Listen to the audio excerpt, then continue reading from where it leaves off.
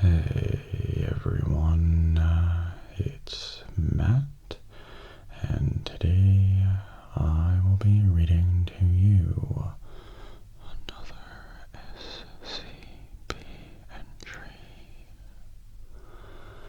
This one is an early one, and one that I feel is pretty fitting for the month of October. It is SCP-097, and I hope you'll enjoy it. Here we go. Item number SCP-097. Object Class Euclid. Special Containment Procedures. SCP-097 is contained within the limits of the property where it was initially discovered, Zone SCP-097. The property is surrounded by an 8-meter-tall concrete block fence fitted with barbed wire and security camera systems. Satellite images of Zone SCP-097 are to be doctored, removing all traces of the area. Any and all new plant growth outside the containment area suspected to originate from within the SCP is to be sterilized through application of boiling salt water and/or incinerated. Absolutely all abnormal behavior is to be reported to Dr. Bridge within 10 minutes of occurrence. If any personnel or their families experience hallucinations or thematically related dreams outside of containment, they are to contact Dr. Bridge to schedule treatment. Localities surrounding SCP-097, specifically redacted, are to be monitored from the 1st of April until the 1st of November every year for affected civilians.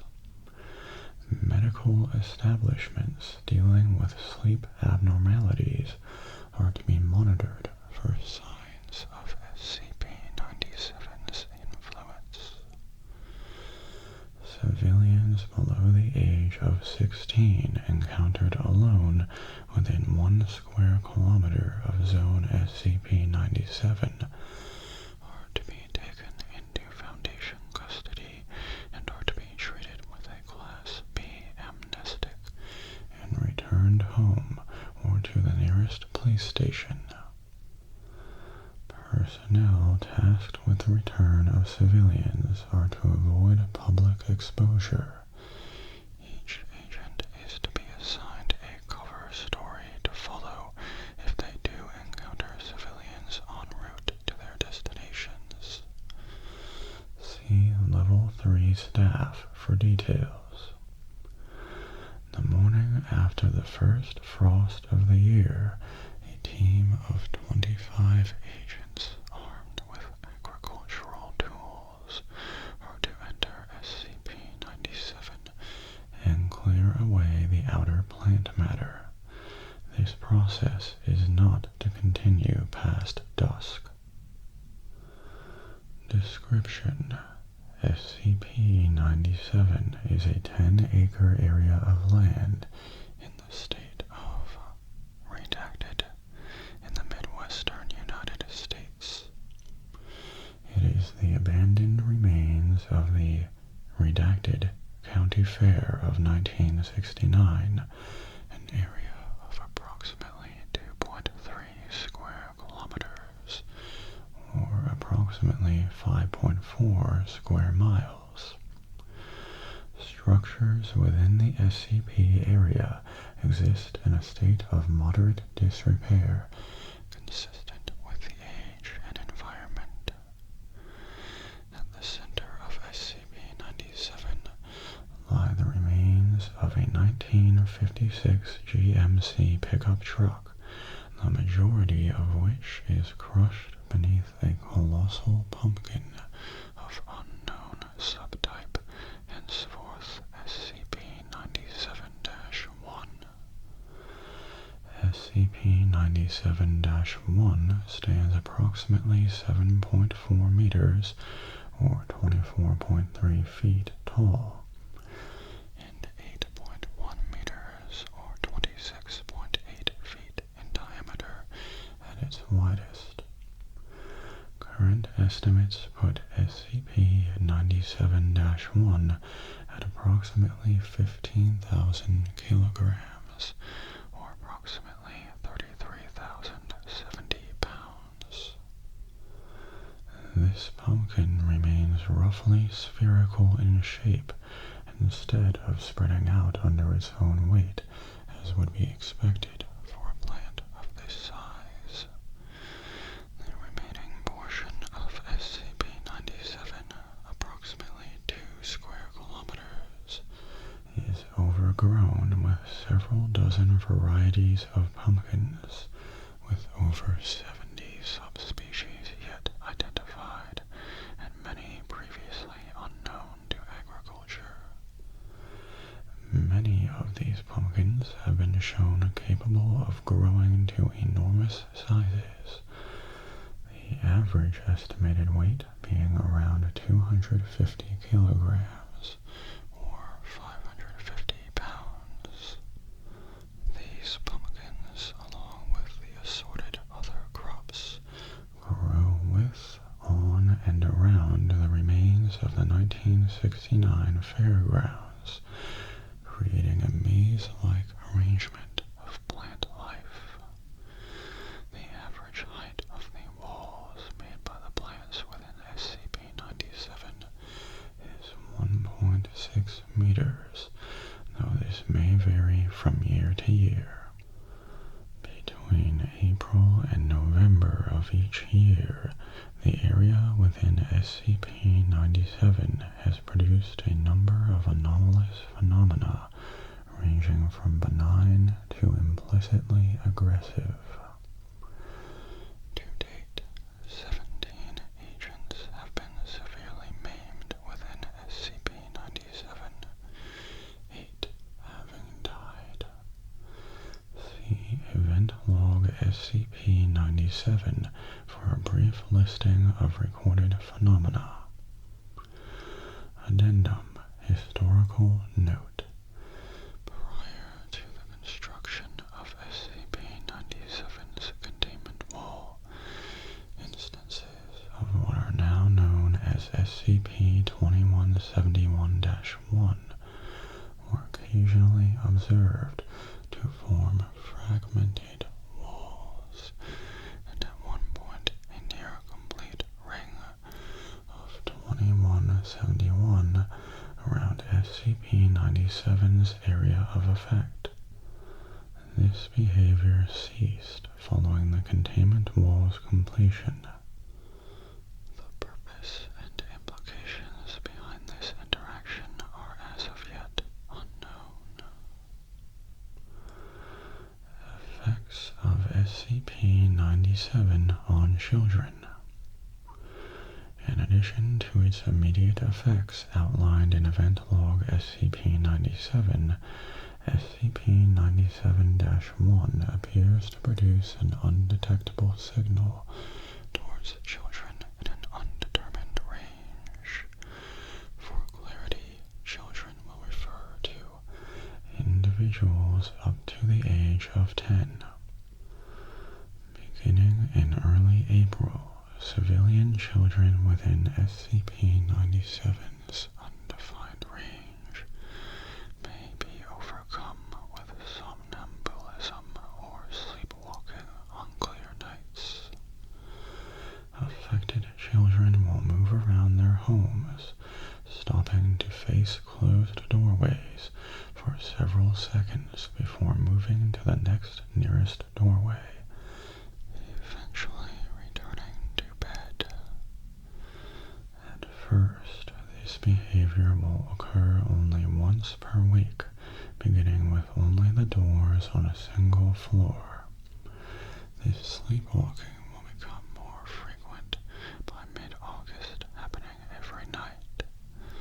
If forcibly awoken at any time during these episodes, they will scream for several seconds before succumbing to a degree of confusion. After an affected child is awoken in this manner, the effect will cease, and the child will never show any further signs of SCP-097's influence. Over the course of 2 to 3 months, these episodes will become more thorough, affected individuals seeking out each doorway inside their home, as well as those on their household's property, such as garages, car doors, and fence gates. Eventually, they will begin visiting the front doors of neighbors. Beginning in September, affected children who have remained undisturbed during these episodes will begin to remain outside at sunrise, laying on grass near their homestead and returning to full REM sleep. Affected children may recall dreams centering around autumn activities. Between September 1st and November 1st, if the affected children have not been awoken during the preceding sleepwalking episodes, they will cease the previously established activity during the sleepwalk, and instead begin to walk directly towards SCP-097's location. They will travel over fields and down secondary roads, steadily moving towards SCP-097. Local geography consists mostly of undeveloped Foundation-owned property, facilitating uninterrupted travel. Upon arrival at SCP-097, an affected child will sit down before SCP-097-1 and begin singing unidentifiable gibberish as music begins to play.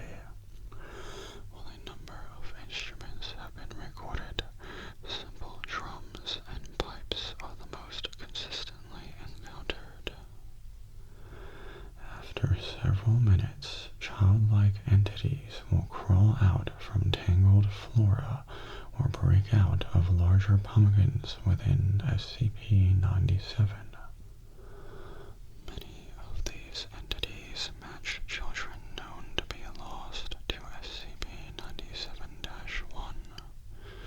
These children will be wearing whatever clothing they were last seen with, most often pajamas. The entities will surround the affected civilian child, dancing and singing in a circle as SCP-097-1 begins to emit dim light. The affected child will awaken, normally expressing a great deal of terror. The instant any vocalization is produced, the entities will swarm and kill the child. Methods used are different in each instance, but usually involve dismemberment or strangulation. At this point, any and all efforts to interrupt the entities will fail, whether through breakdown of equipment, sudden intangibility of the subjects, or express violence on the part of SCP-097. After the death of the affected child, SCP-097-1 will split open, and the entities will hurl the remains into it before climbing in themselves. SCP-097-1 will then close, and the music will stop. Before the containment wall was erected, at least redacted children between the ages of 3 and 10 are known to have been lost to SCP-097. See Event Log SCP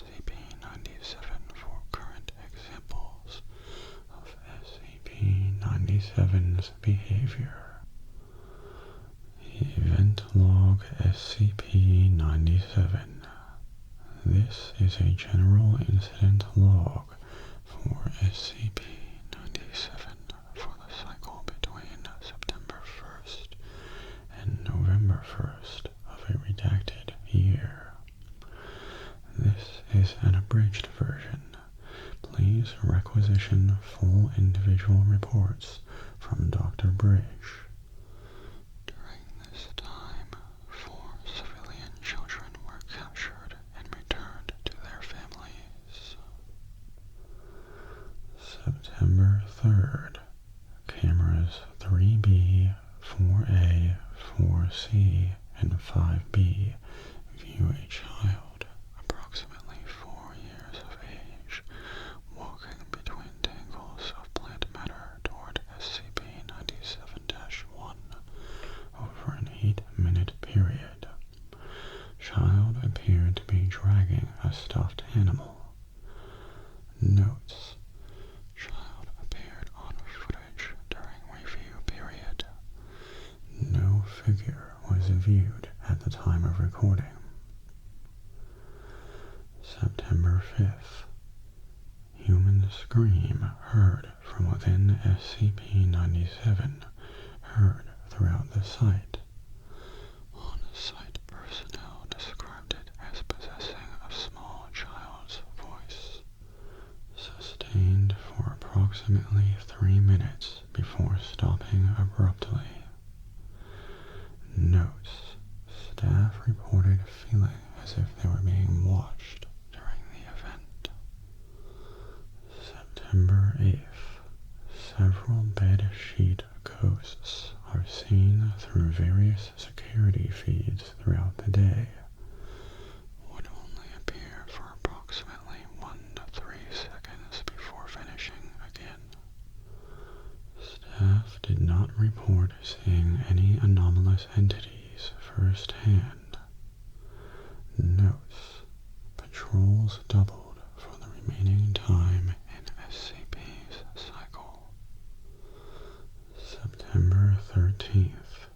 Unidentifiable singing is heard throughout the site, persisting for 3 hours before becoming silent. Recordings reveal song-like gibberish with up to 30 individual children's voices singing at any time. Notes: Recordings archived for future study. September 19th. Agent McRoy cuts a pumpkin's vine with a machete. Severed vine proceeded to bleed approximately 50 liters of human blood before shriveling. Notes: Blood type AB-, no DNA match. September 24th. Overnight, 2 separate pumpkin patches grew into the rough approximations of humanoid figures lying on the ground.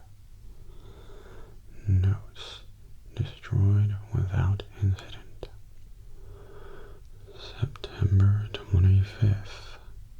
Agent Long found decapitated, neck against a pumpkin. Notes: Disappeared en route to a restroom break. September 27th. All light bulbs on site burn out within a 2-minute period. Notes: Critical areas repaired before nightfall. September 30th. Sudden shift noted in the location of several dozen gourd plants. Notes: Time and nature of actual event unknown. October 1st. Agent Cole accidentally damages and breaks pumpkin during weekly examination of SCP-97.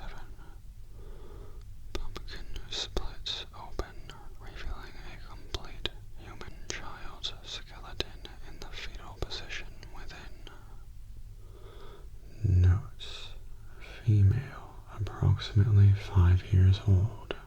No DNA match.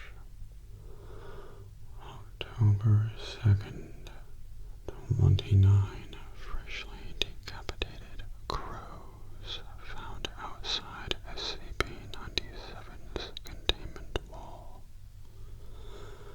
Notes: none.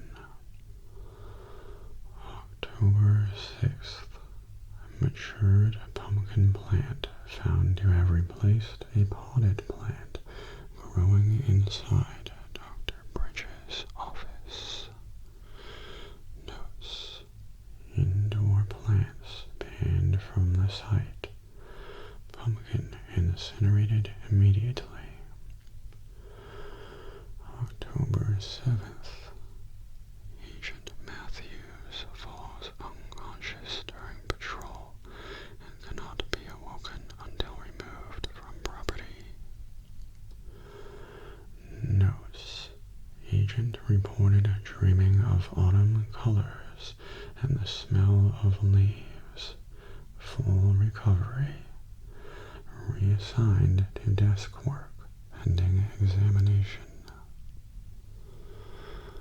October 11th. Research Assistant Sturm reports overwhelming taste and scent of pumpkin permeating her senses. No other personnel report anomaly. Notes: transferred off-site examination pending. October 13th. Sounds of steady drums playing throughout the day from 12 a.m. to 11:59 p.m. Notes: source of sound unknown. Recordings archived for future study. October 17th. Male child, approximately 6 years of age and clad in pajamas, seen climbing through corn stalks on the eastern end of SCP-97, moving towards SCP-97-1. Notes: lost to SCP-97-1. How the child was able to escape notice by personnel until after he was lost to the SCP is unknown. October 20th. All personnel within 3.6 kilometers of SCP-97-1 report hallucinations of orange haze and children's laughter. Notes: personnel evacuated to a distance outside the area of effect. Personnel screened for mental interference. October 23rd. All power and backup power to the area failed. Upon recovery, a redacted number of pumpkins within SCP-97 were found to have changed into carved lanterns. Notes: it is unknown how SCP-97 generated and lit candles. Team 97 Alpha and Beta tasked to destroy lanterns after sunrise. October 23rd. Team 97 Alpha reports seeing and hearing children playing among the flora within SCP-97. Recordings lack the entities expected from the reports. Notes: children noted to be clad in pajamas. Teams pulled from SCP, screened for mental interference. October 25th. Corn the sky around SCP-097. They do not fall within containment walls. Notes: area cleansed with flame units and replanted with non-native grasses. Pavement of outside area pending. October 26th. Research Assistant O'Toole overcome with nausea and vomits pumpkin seeds. O'Toole did not eat pumpkin seeds prior to vomiting.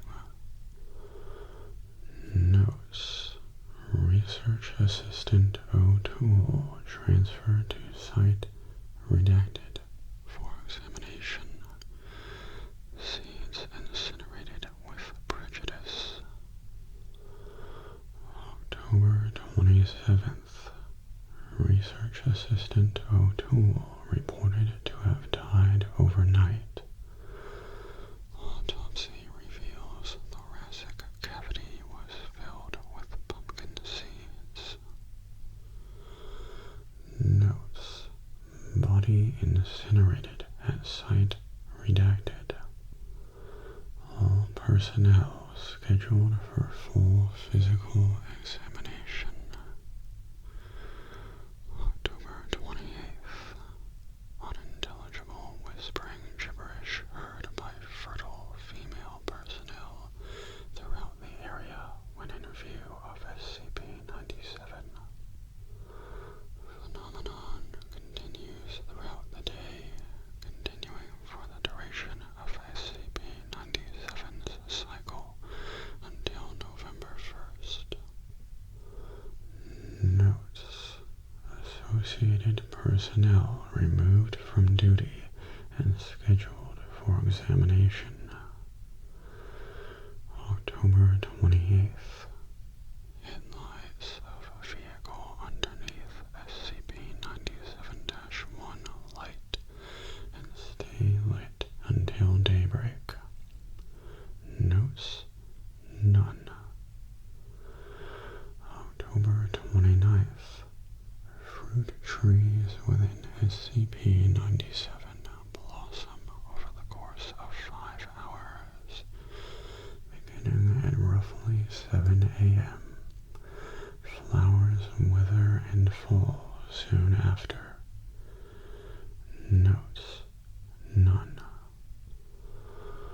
October 29th.